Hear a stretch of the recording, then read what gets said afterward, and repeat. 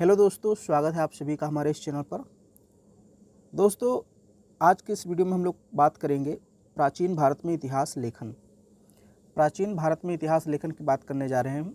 आपने देखा होगा आपका जो यूजीसी नेट जेआरएफ का सिलेबस है इतिहास का, उसमें एक यूनिट इतिहास लेखन का दिया हुआ है। तो आपने देखा भी होगा पेपर में क्वेश्चन आते ही आते हैं, लगभग 8-10 क्वेश्चन आते हैं। प्रत्येक यूनिट से 10 क्वेश्चन आते हैं, तो इतिहास लेखन से भी आपके 10 क्वेश्चन आते ही हैं। कुछ कथन रहते हैं इतिहासकारों के, तो कहीं कहीं पुस्तक और लेखक मैचिंग करने के लिए दे देता है, तो ऐसे ही क्वेश्चन यहाँ से बनते हैं। या फिर आपसे पूछ लेता है कौन कौन से साम्राज्यवादी इतिहासकार हैं, कौन प्राच्यवादी इतिहासकार हैं, कौन राष्ट्रवादी इतिहासकार हैं, कौन मार्क्सवादी इतिहासकार हैं, ऐसे भी प्रश्न बनते हैं। तो आज हम लोग देखेंगे प्राचीन भारतीय इतिहास लेखन के बारे में। प्राचीन भारतीय इतिहास लेखन की जब हम बात करते हैं तो हम देखते हैं प्राचीन भारतीय इतिहास का आधुनिक लेखन और प्राचीन भारतीय संस्कृति का अध्ययन 18वीं शताब्दी से शुरू हुआ। ओके, तो सबसे पहली चीज़ आपको नोट क्या करनी है, प्राचीन भारतीय इतिहास का आधुनिक लेखन कब शुरू हुआ? 18वीं शताब्दी में। और आपको पता होना चाहिए 18वीं शताब्दी में हमारे यहाँ किसका शासन था? हमारे देश में ब्रिटिश शासन था। यानी ब्रिटिश अधिकारियों ने, ब्रिटिश शासकों ने, ब्रिटिश इतिहासकारों ने हमारे यहाँ इतिहास लेखन की परंपरा शुरू की, प्राचीन भारतीय इतिहास का। ओके, मध्यकालीन की बात नहीं हो रही। प्राचीन भारतीय इतिहास का लेखन किसने शुरू किया? तो अंग्रेजों ने शुरू किया था एक प्रकार से। देखिए, जब भारत में कंपनी का शासन कायम हुआ तो ब्रिटिश शासन को स्थायित्व प्रदान करने के लिए शासितों की परंपरा, रीति रिवाज, विधि व्यवस्था आदि का ज्ञान आवश्यक प्रतीत हुआ और इसी क्रम में भारतीय इतिहास का अन्वेषण प्रारंभ हुआ। अब इसको समझ लीजिए, ये लाइन में लिखा क्या है। देखिए, जब ब्रिटिश यहाँ पर आए, यूरोपीय कंपनी आई, खासकर हम अंग्रेज़ की बात करेंगे, ब्रिटिश की बात करेंगे, तो जब वो भारत में आए तो यहाँ पर उन्होंने शासन करना प्रारंभ किया। प्रारंभ व्यापार के लिए आए थे शुरुआत में, लेकिन धीरे धीरे उन्होंने अपनी राजनीतिक सत्ता स्थापित कर ली। अब जब राजनीतिक सत्ता स्थापित कर ली उन्होंने, तो अपने उस अधिकार को स्थायित्व देने के लिए, यानी उचित ठहराने के लिए, उन्होंने इतिहास लेखन प्रारंभ किया। अब इतिहास लेखन प्रारंभ क्यों किया, ये देख लीजिए। देखिए, वो भारत पे शासन करना चाहते थे और शासन करने के लिए ज़रूरी है कि वो भारत की परंपराओं, रीति रिवाजों, संस्कारों से परिचित हों, क्योंकि जब तक भारतीय लोगों के परंपराओं, संस्कृतियों के बारे में नहीं जानेंगे, वे भारत के लिए कानून कैसे बनाएंगे? तो इसीलिए उन्होंने भारतीय ग्रंथों का अध्ययन करना शुरू किया। जितने भी भारतीय प्राचीन ग्रंथ हैं, चाहे पुराण हो, उपनिषद हो, या जो कुछ भी हो, महाकाव्य हो, तो अंग्रेज़ों ने प्राचीन भारतीय ग्रंथों का अध्ययन करना शुरू किया। और अध्ययन करने का उनका इरादा क्या था, लक्ष्य क्या था? जानकारी हासिल करना भारतीय संस्कृति, परंपरा और रीति रिवाजों के बारे में, ताकि वो भारतीयों के लिए कानून बना सके और उसी के अकॉर्डिंग शासन कर सके। अगर उनको ज्ञान ही नहीं होगा भारतीय संस्कृति के बारे में, तो उल्टा सीधा कानून बनाएंगे तो भारतीय विद्रोह कर देंगे। तो कुल मिलाकर कहने का मतलब ये है, प्राचीन भारतीय इतिहास का लेखन आधुनिक समय में अंग्रेजों के द्वारा शुरू किया गया, लेकिन इसके पीछे उनका मकसद था अपने सत्ता को, अपने अधिकार को उचित ठहराना, स्थायित्व प्रदान करना। ओके, देखिए, अब इसके लिए उन्होंने कई सारे संस्थाओं की स्थापना की। जैसे 1784 में कलकत्ता में एशियाटिक सोसाइटी ऑफ बंगाल की स्थापना हुई, ये अंग्रेजों ने ही की थी। एशियाटिक सोसाइटी ऑफ बंगाल में क्या होता था, ये एक संस्था थी और इसमें जो है विभिन्न भारतीय ग्रंथों का अंग्रेजी में अनुवाद किया जाता था। मान लीजिए कोई ग्रंथ है, संस्कृत में है या अवधी में है, तो अंग्रेज तो उसे पढ़ नहीं सकते जब तक इंग्लिश में उसका अनुवाद नहीं करेंगे। तो इसी संस्था के द्वारा अनुवाद किया जाता था और वे भारतीय रीति रिवाज, परंपराओं से अवगत होते थे। ये क्वेश्चन कई बार पूछा गया है कि एशियाटिक सोसाइटी ऑफ बंगाल की स्थापना कब हुई? 1784 में, ध्यान में रखिएगा। फिर इसके बाद देख लीजिए 1804 में बम्बई में एशियाटिक सोसाइटी एवं 1823 में लंदन में Asiatic society of great Britain की स्थापना हुई। तो इसको भी ध्यान में रखिएगा। अब हम बात करते हैं सबसे पहले प्राच्यवादी, ओरिएंटलिस्ट, या इनको आप बोल सकते हैं आइडियोलॉजिस्ट, भारतविद, दो नामों से जानते हैं, चाहे प्राच्यवादी कहिए चाहे भारतविद कहिए। इंग्लिश में इनको कह सकते हैं ओरिएंटलिस्ट, और आप एक और नाम दे सकते हैं इंडोलॉजिस्ट। ओके, तो सबसे पहले प्राचीन भारतीय इतिहास लेखन का कार्य इन्होंने ही शुरू किया था। आप देखते हैं ये कौन थे और इनका क्या मतलब होता है। भारतीय संस्कृति का अन्वेषण करने वाले, अन्वेषण का मतलब खोज करने वाले ब्रिटिश बुद्धिजीवियों तथा अधिकारियों को प्राच्यवादी कहा गया। यानी सर्वप्रथम जिन लोगों ने, जिन ब्रिटिश अधिकारियों ने या जिन ब्रिटिश बुद्धिजीवियों, विद्वानों, इतिहासकारों ने भारतीय संस्कृति का अन्वेषण किया, उनको हम लोग क्या कहते हैं? प्राच्यवादी कहते हैं। प्राच्यविदों ने प्राचीन भारतीयों को खुशहाल ग्राम्य समाज के लोगों के रूप में देखा। अब इस लाइन का मतलब ये है कि जब इन्होंने इतिहास लेखन शुरू किया तो इन्होंने पाया कि जो प्राचीन भारत के लोग हैं वो तो बहुत खुशहाल थे। यानी इन इतिहासकारों, इन विद्वानों ने क्या पाया ग्रंथों में, जब हमारे ग्रंथों का अध्ययन करना शुरू किया तो इन्होंने पाया कि प्राचीन भारत के लोग तो अत्यंत खुशहाल थे।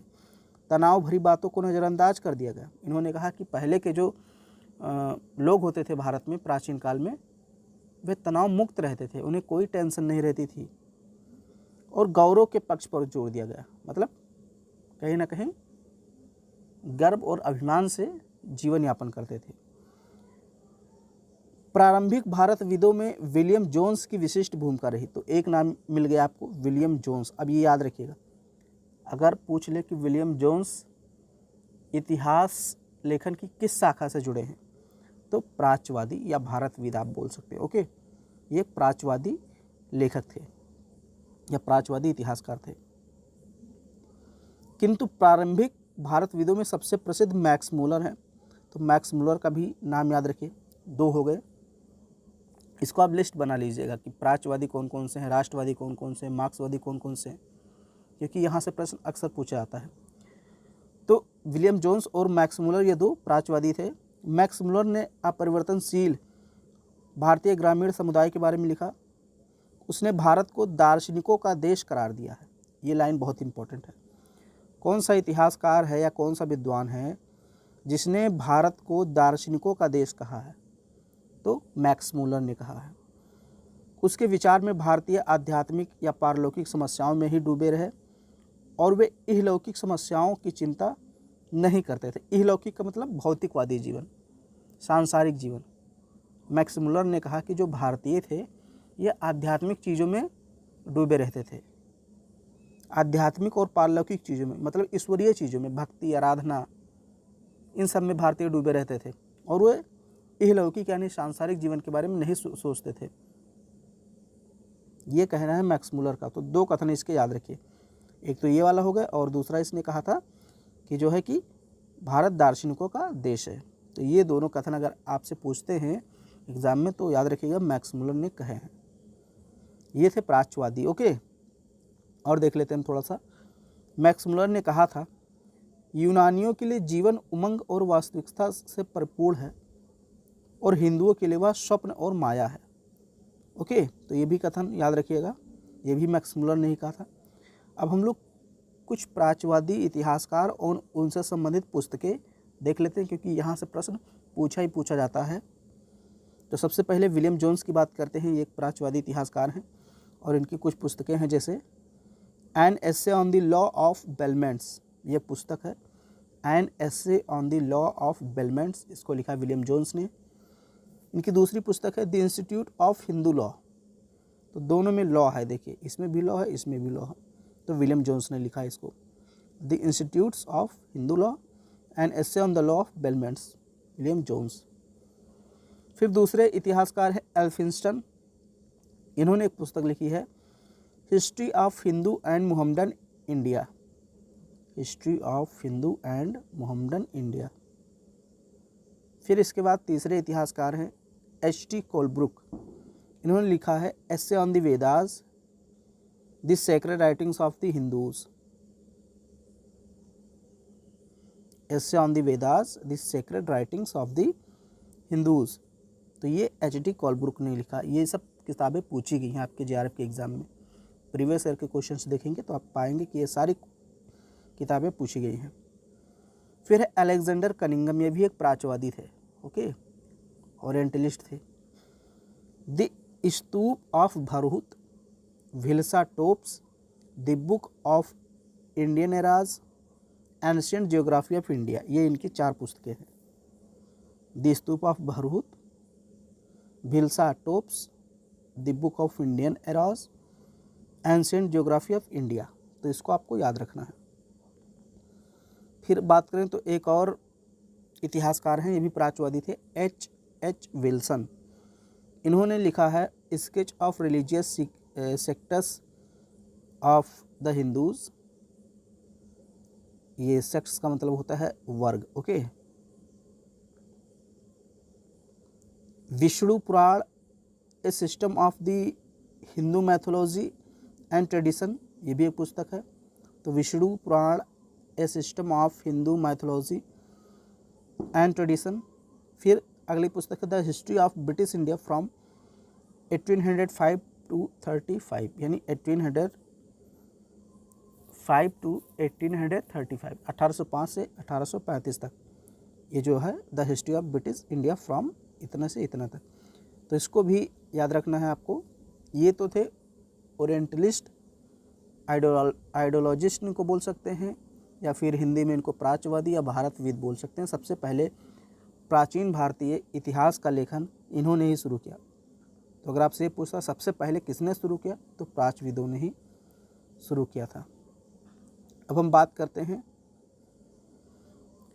यूटिलिटेरियन इनको बोलते हैं। ये है उपयोगितावादी, यूटिलिटेरियन।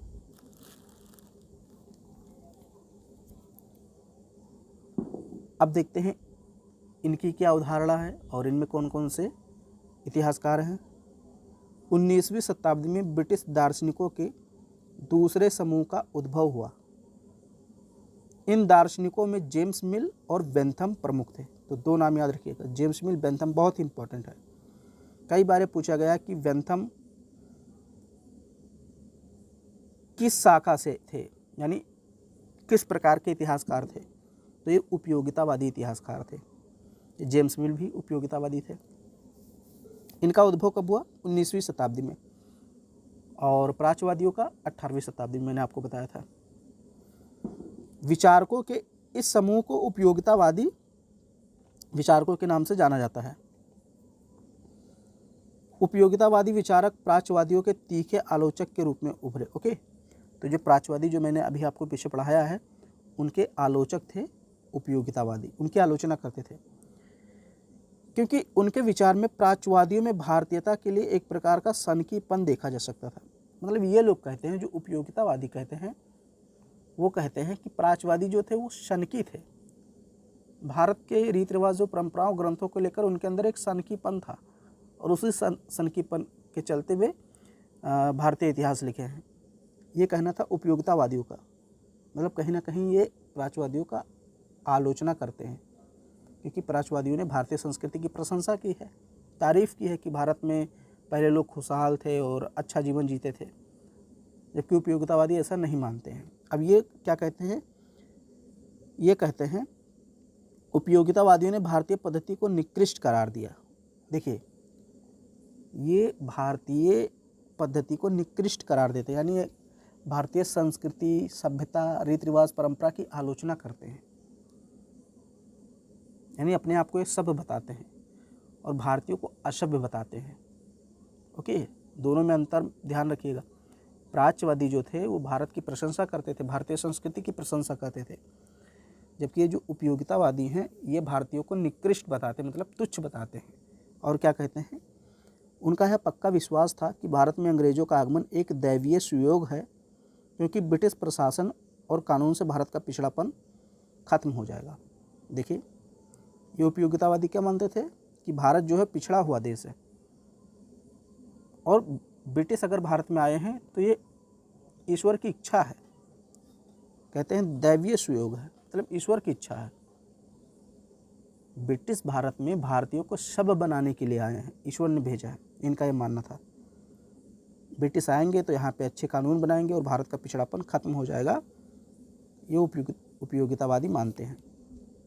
आगे कहते हैं उपयोगितावादी, उससे अब तक के निरंकुश शासकों का अटूट सिलसिला समाप्त हो जाएगा और भारत के जनगण में नई चेतना का संचार होगा। ये कहते हैं उपयोगितावादी कि जो भारत है उसमें अभी तक निरंकुश शासकों ने शासन किया है, चाहे प्राचीन भारत की बात करें, आधुनिक भारत की, सभी कालों में निरंकुश शासन तंत्र रहा है। लेकिन अब ब्रिटिश आए हैं और ये यहाँ पे लोकतंत्र स्थापित करने का प्रयास करेंगे।